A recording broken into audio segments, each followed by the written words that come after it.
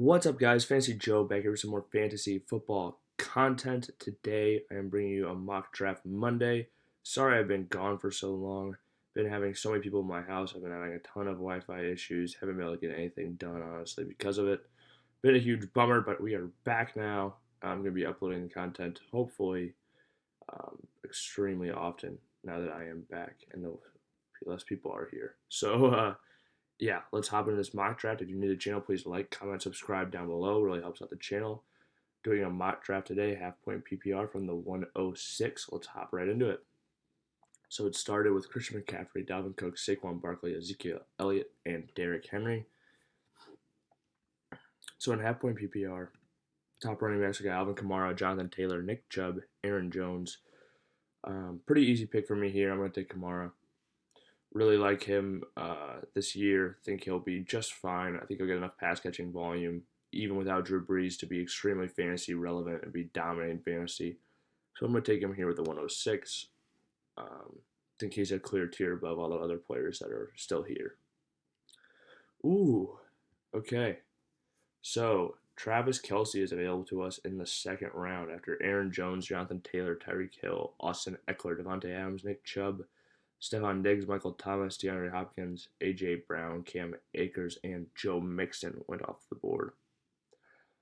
So as far as running backs, best running back available are Antonio Gibson, Najee Harris. Calvin Ridley is the best receiver. I think he's pretty interesting with Julio Jones most likely being traded this year now. Calvin Ridley is very interesting. But we still want to see where Julio goes and see how the whole situation falls out.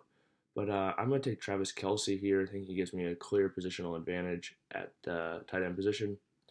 And honestly, I think he's a great value here, the 207.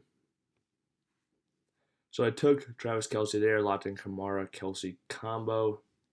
And now Clyde Edwards-Helaire, Calvin Ridley, Najee Harris, Patrick Mahomes, Justin Jefferson, DK, Darren Waller, Antonio Gibson, Keenan Allen, and George Kittle went off the board. J.K. Dobbins, DeAndre Swift, Miles Sanders, Chris Carson are still available. Receiver, we got Allen Robinson, Terry McLaurin, Julio Jones. Looking at the board, I think I'm going to take J.K. Dobbins here.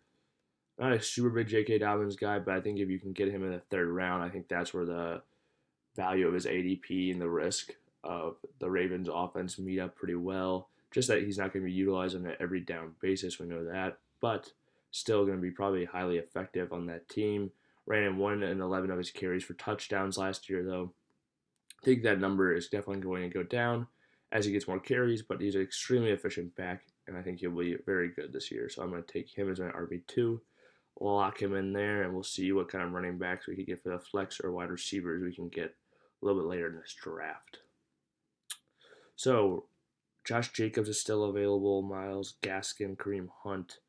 Wide receiver, we got Robert Woods, CeeDee Lamb, Adam Thielen, Deontay Johnson, Kenny Galladay, Cooper Kupp. Honestly, I really like Cooper Kupp this year, so I'm probably going to snag one of these running backs. I think a guy that I think it's just fall a little bit too far is Josh Jacobs. I don't understand the fall to 21. I think he's probably more back end, I don't know, RB 16, somewhere in that range. I think he's still pretty darn good. I think Kenyon Drake will get some work, but I think Josh Jacobs is still a first-round pick. Kenyon Drake was brought in, I feel like, more for injury mitigation risk. And I've got no problem drafting him here and getting my flex running back in Josh Jacobs here. And then, hopefully I could snag potentially Cooper Kupp in his next round, but we will see. Cooper Kupp was taken, of course, so play MB. So at wide receiver right now, we've got Adam Thielen, Deontay Johnson, Odell Beckham, T. Higgins, Jamar Chase, Courtland Sutton. This might seem a little bit bold, but I'm going to take Jamar Chase here, lock him in the 5th round. It's a little bit early than I like to take him, but I like him a little bit better than that. Thielen, just with the target volume, I think that he will get over Thielen. The Bengals are going to be losing a lot of games, and he's the number 1 receiver on that team. Jamar Chase is. And Adam Thielen is no longer the number 1 receiver on his team. I think his target volume is going to go down dramatically now that Justin Jefferson is such an alpha 1. I think he'll still be good for fantasy, but I'm going to take Jamar Chase here, lock in that wide receiver 1.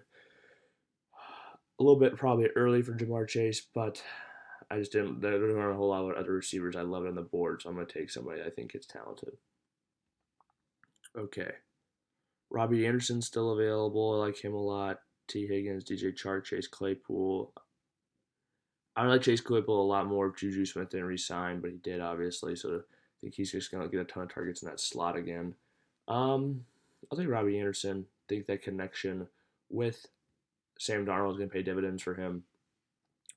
I had 95 receptions last year, only 3 touchdowns. I think that number, even if his receptions go down a little bit, bounce back up to 6 or 7. With the addition of Sam Darnold, especially, I think he'll get more downfield throws when you switch to Sam Darnold instead of Teddy Bridgewater. So I'm going to take Robbie Anderson here, get him as my wide receiver 2. Okay, Chase Claypool, Will Fuller still available. Tyler Boyd, not a bad player by any means. Curtis Samuel, Jerry Jeudy, Jarvis Landry, DeVonta Smith. I really like DeVonta Smith this year. I think he's just going to get a lot of targets in that Philly offense. He's got a pretty easy road to 130 some odd targets, or in that range at least. I think he'll be highly fantasy productive if he can get that work. What round are we in? 7th round. It's a little early for me to be taking him here. I'm going to snag Raheem Mostert, get the lead back, I think, in the San Francisco 49ers backfield. Even though they drafted Trey Sermon, I still believe Raheem Mostert's the number 1, and that Trey Sermon will have his games or is more of a backup plan type guy, although he's a 3rd-round draft pick. Pretty high capital. I think they believe in him, but I do think this will probably be Raheem Mostert's year, and then it'll probably be Trey Sermon's show.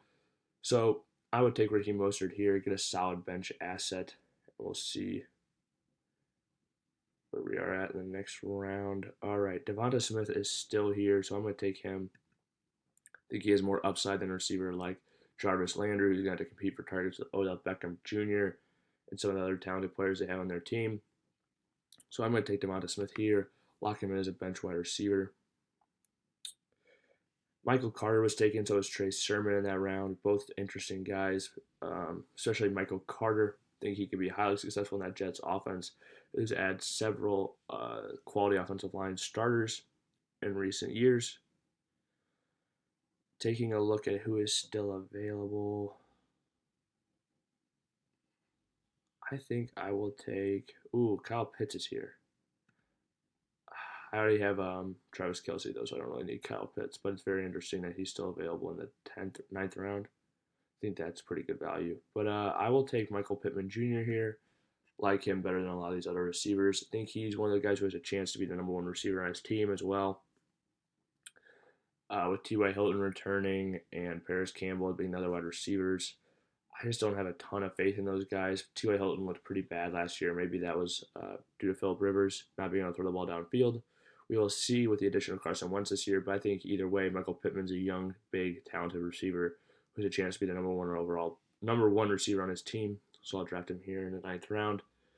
Really like the team and the way it started out so far. Tom Brady still available at quarterback. Really like him this year, just 10th round. Probably a little too early. Probably wait 1 more round. Taking a look at the receivers and running backs still available. I'll take Phillip Lindsay here. I think he is probably going to be the starter in Houston or the last man standing, whichever way it goes down. But I think he's the most talented player in that team with so many receivers. I'm just going to take the shot on him. Cole Beasley still available. I'll take him. 2nd-team All-Pro. The Buffalo Bills didn't really address the running back position, and Brian Daboll's returning, so I think they're going to continue to air it out at a pretty crazy rate. So I think Cole Beasley will be very fantasy relevant and is a great value this year in drafts. So I'll take him there. Okay, so Brady went off the board. That's fine, though. I'm fine with Stafford and with the Rams or Tannehill in Tennessee. It's sounding like there's a good chance Julio Jones could potentially go into Tennessee, so Ryan Tannehill with Julio Jones and A.J. Brown would be a killer combo, to say the least. But looking at who we all have available here at running back, not a whole lot of quality options. John Brown's still available. He's interesting in Vegas. He's basically the only guy there besides Ruggs.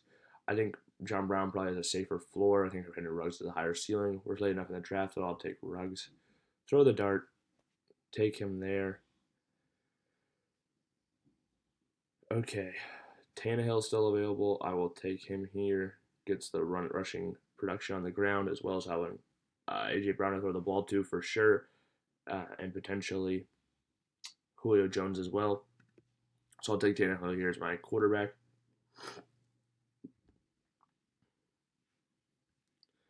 Honestly, I'm going to take one more QB because, just don't have many options. I really like drafting Jameis in a lot of drafts. I think he has such a high upside. Not necessarily, obviously, extremely low floor, but the upside's just so high. I would love to snag somebody like that. But looking at all the players available, I'll probably go with Matt Ryan. I think he's a pretty solid fantasy quarterback. Get him and Tannehill. I feel like I'll have pretty good options every week. And I'll probably end up cutting one of them after 2 or 3 weeks if I even hang on to them this long. But just taking a shot at another guy. And I'll take John Brown with this last pick. Get best of both worlds in that Vegas offense. Sure, I think Bryan Edwards, third round pick from last year, could be relevant. But if I was a betting man, I would bet on John Brown and Henry Ruggs to be the most productive receiver on that team. Let's go over the team. So at quarterback, I've got Ryan Tannehill, running back Alvin Kamara, J.K. Dobbins, Jamar Chase, Robby Anderson, Travis Kelce, Josh Jacobs. And on the bench, I've got Raheem Mostert, DeVonta Smith, Michael Pittman Jr., Phillip Lindsay, Cole Beasley, Henry Ruggs III, Matt Ryan, and to round it out, John Brown. Really like this team. Feel like it can compete. The receivers are a little weak, but I feel like when you can snag DeVonta Smith, Michael Pittman, Cole Beasley, Henry Ruggs, John Brown, it's like I'm going to be able to find 2 receivers to plug into those spots every week. And if I can't, I'll be able to trade some of these other guys to easily fill those spots. That's how I feel about the running back position, or the wide receiver position, excuse me. If you guys have made it to this point in the video, please hit that like button, subscribe to stick around for more videos. Please, please, please subscribe. Leave your questions or comments in the comment section down below, and I'll respond as always. Thank you guys so much for sticking with me throughout this time. Fantasy Joe signing out. See you guys.